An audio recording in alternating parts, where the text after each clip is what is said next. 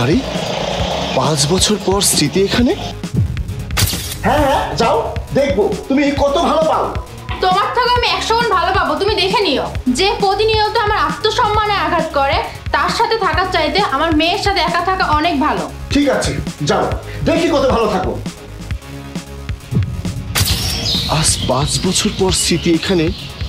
ও মনে হয় এমন কাউকে পেয়েছে যে কিনা ওকে দিয়ে কাজ করাচ্ছে।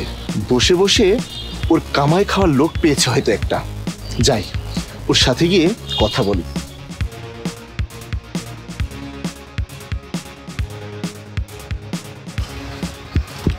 এই ডাব কত করে পিস? স্যার 120 টাকা পিস।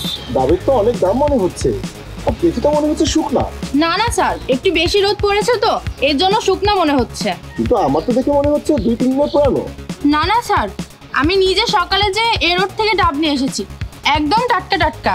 আপনার বিশ্বাস না হলে আপনি একটু খেয়ে দেখুন। না না থাক, নিব না। না না স্যার, প্লিজ একটা নিন না, তাহলে আমি আমার মেয়ের জন্য ওষুধ কিনতে পারবো। আমার মেয়ের শরীর অনেক অসুস্থ। কি হয়েছে তোমার মেয়ে?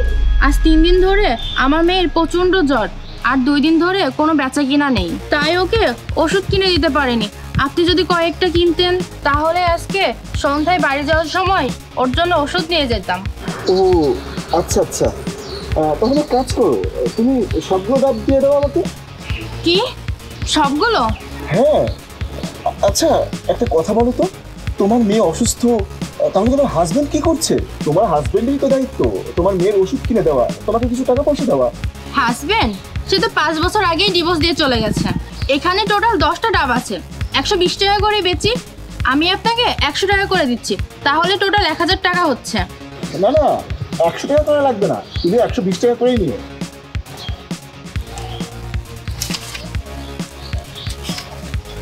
নাও, এখানে 1200 টাকা। না না স্যার, আমার কোনো দাম লাগবে না।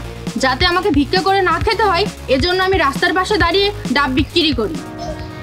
তোমার মতো সেলফ রেসপেক্ট মেয়ের সাথে তোমার স্বামী নিশ্চয়ই কোনো অন্যায় করেছে, আর সেজন্যই তোমাদের ডিভোর্স হয়েছে।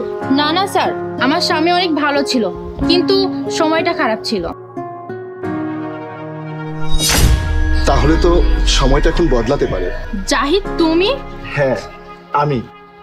তুমি নিজের কি অবস্থা করেছো, আমি কখনোই ভাবিনি যে তোমাকে আমি এই অবস্থায় পাবো। তাছাড়া কোন অবস্থায় পাবে? তুমি কি ভেবেছিলে আমি তোমাকে ডিভোর্স দিয়ে অন্য ছেলের সাথে সুখে সংসার করব? আরে আমি তোমাকে ভালোবাসতাম, আর তাছাড়া আমি এমন কোনো ডিসিশন নিইনি যাতে ভবিষ্যতে আমার মেয়ের কোনো সমস্যা হোক। আই এম সো সরি স্মৃতি, তুমি আমাকে ক্ষমা করে দাও। আসলে আমি বুঝতে পারিনি যে আমার একটা ভুলের জন্য তোমার এই অবস্থা হয়েছে। তুমি শুধু আমার কাছে একটা জিনিস চেয়েছিলে, আর সেটা আমি তোমাকে দিতে পারিনি। আমার ইগনোরের জন্য আমি তোমাকে হারিয়েছি, আমার মেয়েটাকে আমি ভুলে গিয়েছি। প্লিজ স্মৃতি, তুমি আমাকে ক্ষমা করে দাও, আমাকে আর একটা সুযোগ দাও। এখন ক্ষমা চেয়ে কি লাভ?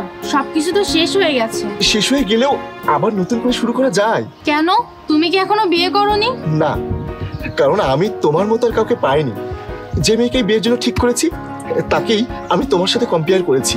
আমার মনে হয় না যে আমি আমার এই জন্মে তোমার থেকে যোগ্য আর কাউকে পাবো। প্লিজ স্মৃতি, একটা সুযোগ দাও। তুমি কি আমাকে আবারও বিয়ে করবে প্লিজ? হ্যাঁ করতে পারি, কিন্তু একটা শর্তে। কি শর্ত বলো? আমি তোমার 1000টা শর্ত মানতে রাজি আছি। আমি আগেও যেটা চেয়েছিলাম এখনো সেটাই চাই, সেলফ রেসপেক্ট আর আমাদের সম্পর্কে যথাযথ গুরুত্ব। আই এম সরি আগের কোনো ভুলের জন্য। আমি তোমাকে কথা দিচ্ছি, আজকের পর থেকে আমি তোমাকে কখনো ইনসাল্ট করবো না। I love you. I love you two.